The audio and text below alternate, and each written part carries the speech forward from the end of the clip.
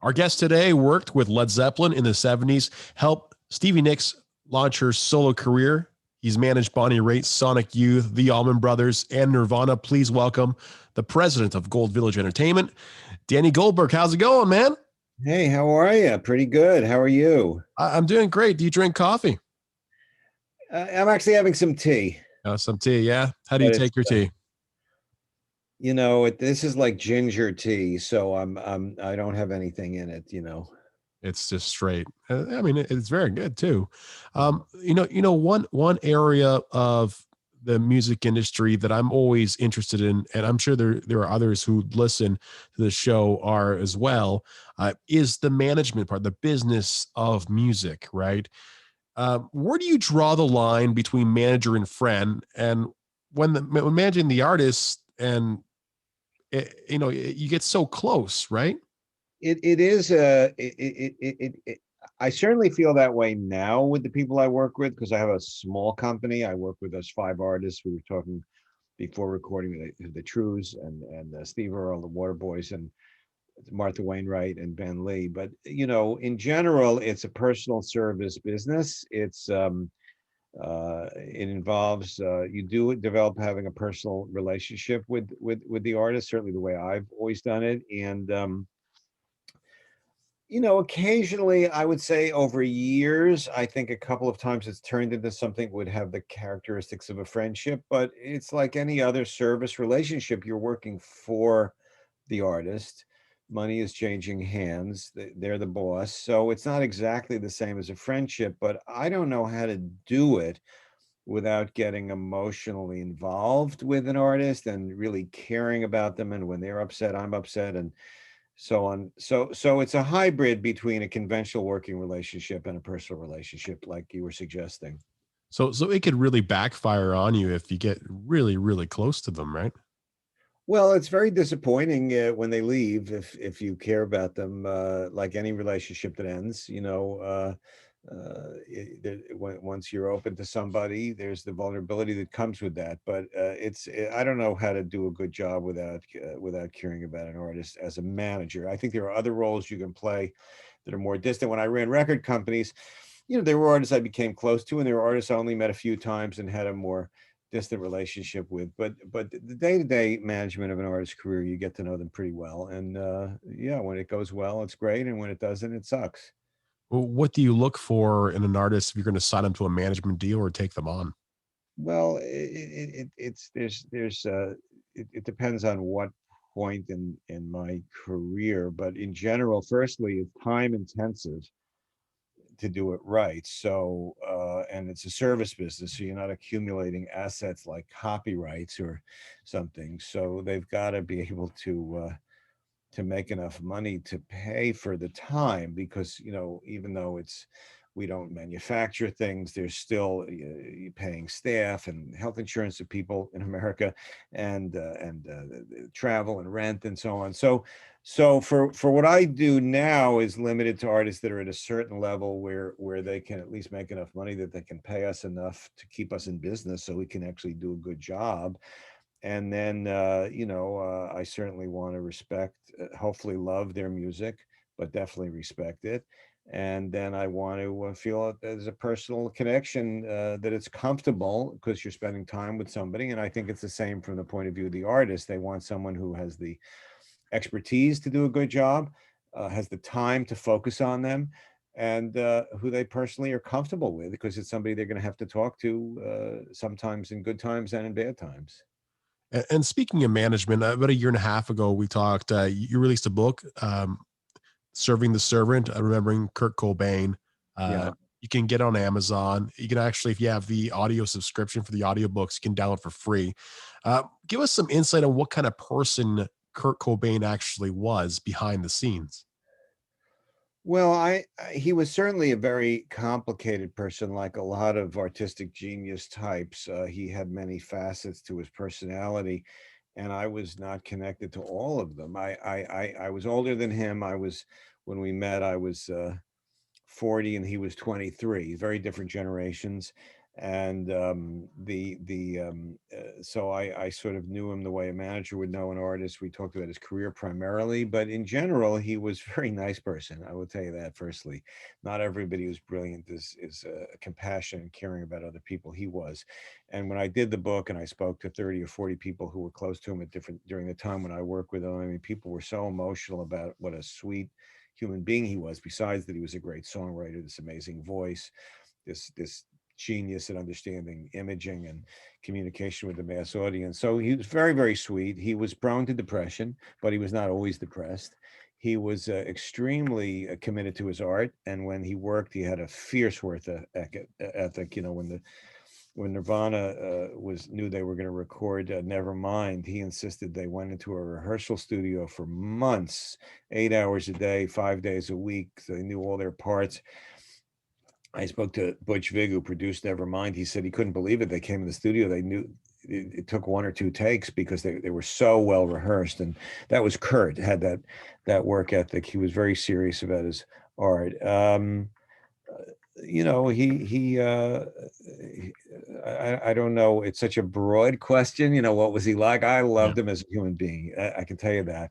But he did have his demons, widely publicized. He had a tough childhood. He had a you know, drug addiction problem and so on, and killed himself. So there's no denying the dark side. But when I think about him, I remember that beautiful smile of his, and I remember how incredibly talented he was. I mean, his ability in real time to make very sophisticated decisions and chart a new course in rock and roll was a thrilling to witness, you know, up close.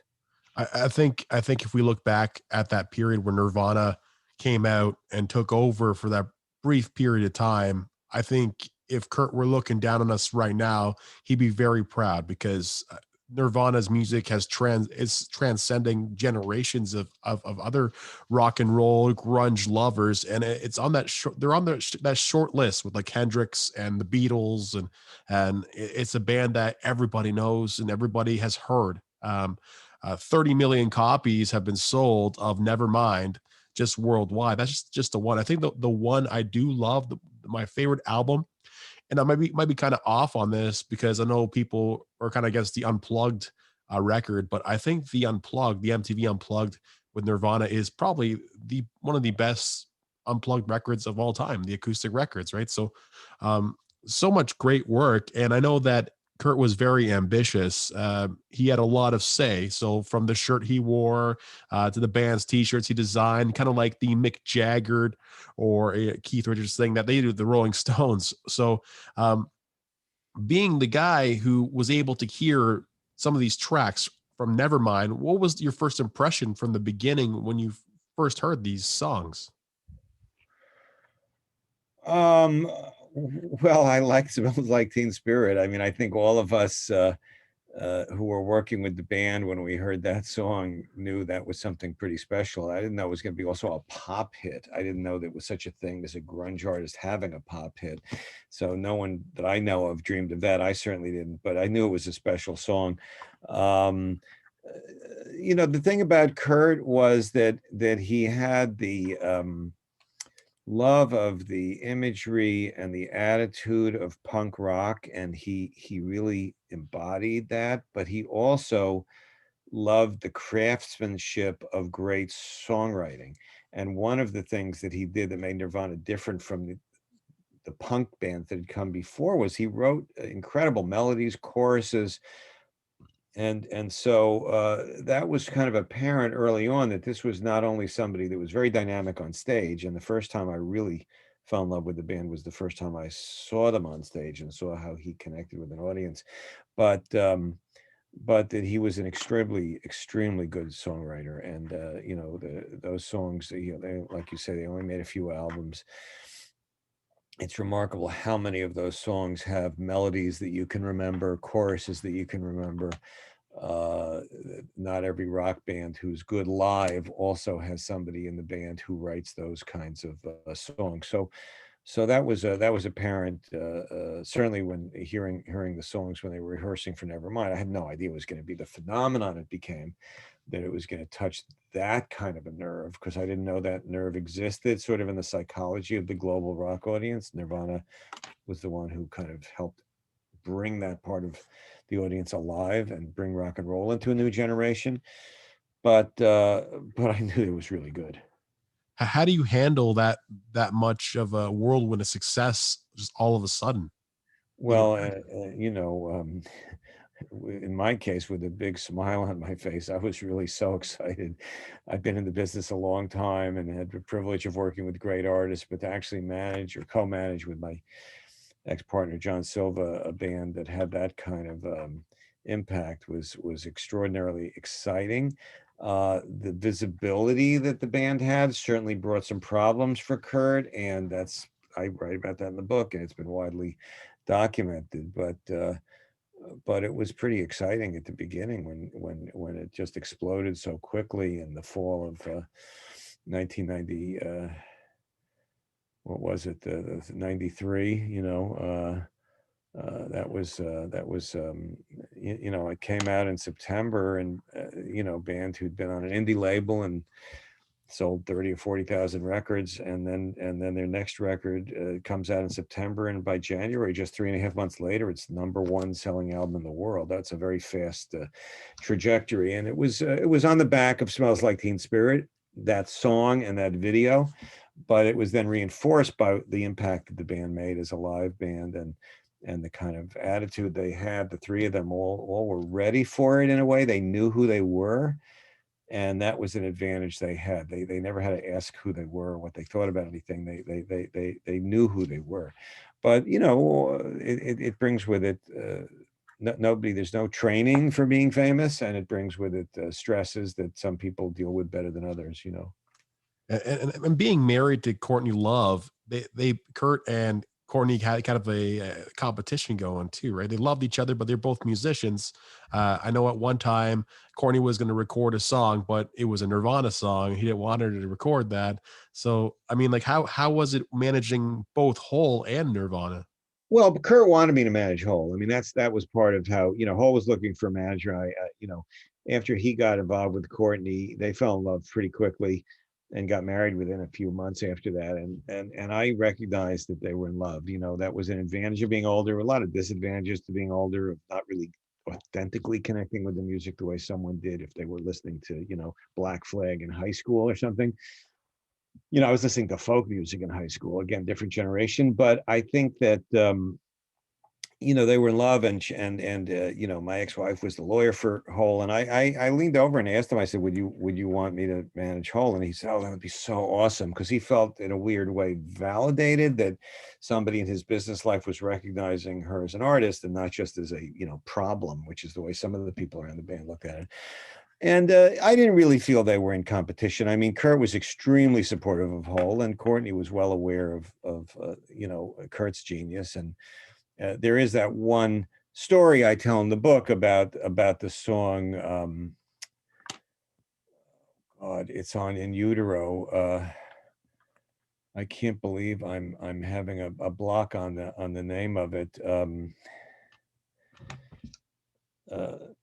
It's all good. It's all good. We'll Uh, find it. Hang on, let me remind myself what it's called. I can't believe this is what happens. You get older occasionally. Hey, you have had lots of experience, right? I mean, these are all memories you have to recall. Penny royalty, penny royalty. Of Yeah, course, penny that is. royalty. So she had at one point she did a little club show just as Courtney Love, and she did a version of Penny Royalty. This is before the band recorded it, and it was unbelievable. I was like, whoa! That's the first time I heard the song. Kurt had, I think, demoed it or played it, but I hadn't heard it, and then he called me and he says, "Look, Courtney really loves that song, but I'm telling you, this is a Nirvana song. Don't encourage this. The idea of Hole recording it." And she never brought it up. I just love that story because it showed how much attention Kurt paid to every detail, and how focused he was on Nirvana's success. but they were very, very supportive of each other artistically, and there was never any kind of a professional conflict. I mean, they had their dramas, but it wasn't about the music business. Yeah, a lot of people thought that she was like very, very big trouble, and there was a lot of hate towards Courtney Love, and of course after, um, you know, Kurt decided to end his life, there was so many theories. There's some weird conspiracy theorists on Twitter who has something really going against them in a really weird way and just keeps on going at it. And um, yeah, I think for me, it's over. It's done. But like I did find something. I'm not sure if you can confirm this or not. David Geffen calling you a month before Kurt actually killed himself, saying that he had overdosed. Is Well, that what happened is that we knew Kurt had overdosed. Courtney had called me. I by this time, about halfway through managing Nirvana, I took a job at Atlantic Records, and I continued to be a co-manager of the band, mostly dealing with him, but was in New York. My second kid had been born, or was coming, and in Rome, he had overdosed on a pharmaceutical. I think it was Rohypnol, it was called, and was in a hospital. And Courtney was very worried, and we were praying on the phone. And there was another woman who worked with us named Janet Billig was her name at the time. She's got a married name now that I'm also spacing out on. But and David somehow heard the rumor got garbled that Kurt had died, and David called me about that, and it took me 20 minutes to confirm that he had not died, and it was just a weird moment in time, but I think it was only 6 or 8 weeks later that he did die.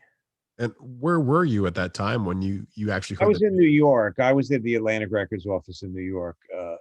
When I got that call. That's also where I was when I got the call that he had died. Unreal. In between those calls, I did make one final trip out to Seattle to talk to him. But in general, I was mostly living in New York by that time. Is the Billy Corgan conspiracy, like, is that true? Or I don't know what you're talking about Billy Corgan. uh, What I heard, conspiracy? I mean, like from some things I've read, and people have told me that, Billy Corgan and Courtney Love had something going. Ultimately it was a murder, or like, I don't. Well. There's no question that Billy Corgan and Courtney had a romance before she was involved with Mhm. Kurt. Her romance with Kurt started in Chicago shortly after Nevermind came out. I happened to have gone to that show, and that's where I first met Courtney. She came into the dressing room, and the next thing I knew, she was sitting on Kurt's lap. And by the next day, they were together, and would be for the rest of his life. And she had originally come to Chicago to see Billy, and as she told and then he was with somebody else, so she then went to see Nirvana. So there's no question that they had a relationship that's never been hidden. Mhm. And as I don't know if they're still friends now, but I wouldn't be surprised if they still were friends, but I don't know what that has to do with Kurt's death. I mean, it's just a completely unconnected thing, Yeah. I mean, I like Courtney Love. I always liked her as a person. I think she's an extraordinary artist. I think Hole's body of work and Courtney's body of work stands up extremely well, and it meant a lot to the fans. Critically acclaimed, platinum, lived through this, and she's at the same time, I recognize that she's can offend people. She's outspoken, and she had her own problems with drugs over the years, and not everyone likes her. Not everyone likes me either, but I always liked Courtney, and I think that's part of where I became closer to Kurt at that time, was because I was one of the few people in the kind of circle around him that did connect with her. But I don't. I believe Kurt killed himself. I saw him a few weeks before he died. He was very depressed. He was prone to depression. He was addicted to drugs. I have. I also think the Seattle Police Department probably. He had a ton of demons to fight too, right? I mean, I think the Seattle Police Department would be the people that would were in charge with analyzing what happened, and they said it was a suicide. And then later, because a few hundred people online kept complaining about it, they did a second investigation and came to the same conclusion. I have no why would the Seattle Police Department, you know, Yeah, have any absolutely. reason not to be truthful about it? It's not like Courtney has some political clout, you know. Yeah, it's funny that you say that she was very outspoken, because if she were to speak out like the way she did back in the 90s today, she would be just absolutely like crucified in some of the things for how she is, right? The type of person she is, right? Well, I don't know about that. I mean, she was certainly attacked a lot when she then. Yeah. There are people that don't like her now, and there are people that love her very much and are inspired by her. I don't think there's a big difference. I think she's in better shape physically and psychologically now. I Yeah. think, as far as I know, she's in good shape. It's been at least a year since I've been heard from her, maybe closer to 2 years. But you know, complicated person, extraordinarily talented artist, multi-talented, and I'm a fan. I don't know what else to say. Yeah, I mean, you have so many great memories and experiences. We talked about that short list of artists that Nirvana's on, with the Beatles and the Rolling Stones and Hendrix. You also had the opportunity to work with Led Zeppelin in your past. Can you talk about how that began? And I know you were the VP of one of their record labels as well. Yeah, well, it was a very different time. With Nirvana, I turned 40 in 1990 and was in my early 40s during the time I worked with them. Uh, Zeppelin, I was in my early 20s. I was 22 when I first met them, and 25 when I stopped working for them. So different time in my life, early time in my career, and a defining time in my career. I mean, even when I years later met Zeppelin, Dave Grohl wanted to know what John Bonham was like, and to this day, I get asked about Led Zeppelin, and it was incredibly good fortune that I got to work with them. I had started my career as a kind of as a rock journalist or critic, or writing for different American magazines. Circus Magazine I was managing editor of, and I wrote for the trades, wrote some record reviews for Rolling Stone. Couldn't make it as a writer. Had to pay my rent. I got a job as a publicist working for a big showbiz PR company called Salters and Roskin, and they had Broadway shows and Frank Sinatra and Barbra Streisand, and they wanted a young person who understood this rock thing, because it was this growing part of the entertainment business. They wanted their share of that business, and Lee Salters, the guy that ran it, hired me, and within a few months. In the spring of 73. I think I started working there in January. And by March or April, he asked me one day, he said, "Do we want Led Zeppelin?" And I said, yes, because through a business connection to an attorney, they'd approached him because they were such a name brand PR firm. He says, "Well, you got to come with me to meet him. I don't understand that kind of music. And so we went to Paris, and I think it was March of 73 or beginning of April, and met the band. They liked us, and I was the day-to-day guy. And after that, I don't think Lee ever met them again, or met them once or twice. And I was their publicist. And then at the end of 73, Peter Grant, who was the band's manager, told me they were starting a label and asked me if I wanted to come and work for the label, which I quickly said yes to, and just cooked up the title of vice president of Swan Song Records, which is what they're, at that time, the label didn't have a name, but within the year, Jimmy Page had come up with the name Swan Song Records. Wow. So I did that till May of 76. So I worked for them for about 3 years. I was involved with two American tours, 73 and 75, and with the album that I was fully engaged with. The first one that came out was Houses of the Holy, when I worked with them initially. And then at Swan Song, their first Swan Song album was Physical Graffiti. And then they were starting to record in Through the Outdoor, but hadn't finished it when I left. So that's the period in their career when I worked with them. That's unreal. And So it many. was mostly publicity. There were some other things, the liaisoning with other departments of the record company, Atlantic Records. Even though Swan Song was a label, it went through and was a venture with Atlantic Records. And it was just U.S. They had different people doing this kind of work in the U.K. But for the United States, I was kind of the liaison to the media, primarily for Zeppelin, both radio and press. You've had so many great memories and experiences. I would say not just the U.S., North America. Yeah. Yeah, because Zeppelin. they did play Canada, and they were a big band in Canada too. Zeppelin, absolutely massive. There are so many people still obsessed with Nirvana and still obsessed with Led Zeppelin. I know. It's lucky for me. I still get people like you to want to talk to me. Hey, anytime, you're welcome back. Anytime, you know. I want to thank you so much for taking the time out of your day to be on the show. Meet me for coffee with Danny Goldberg, the manager of Nirvana, uh, and many more other artists. He is the president of Gold Village Entertainment. Um, and he's got so many great memories and great experiences. Go grab his book. It's called Serving the Servant, Remembering Kurt Cobain, off Amazon or wherever you can buy a physical book. That you want to, go to the store. You could probably pick it up at the store, right? Pick it up at stores. You can order it. There's an ebook version for e-readers and the Kindle. There's an audio book that I read myself. That's the magic of 2020, all these different ways. And I wrote an earlier book for people that are interested in the Zeppelin part of it called Bumping Into Geniuses, that has different chapters on different people I work with, and it has a pretty long chapter about working with Zeppelin. So I again appreciate talking to you, man, and anytime. Thank you.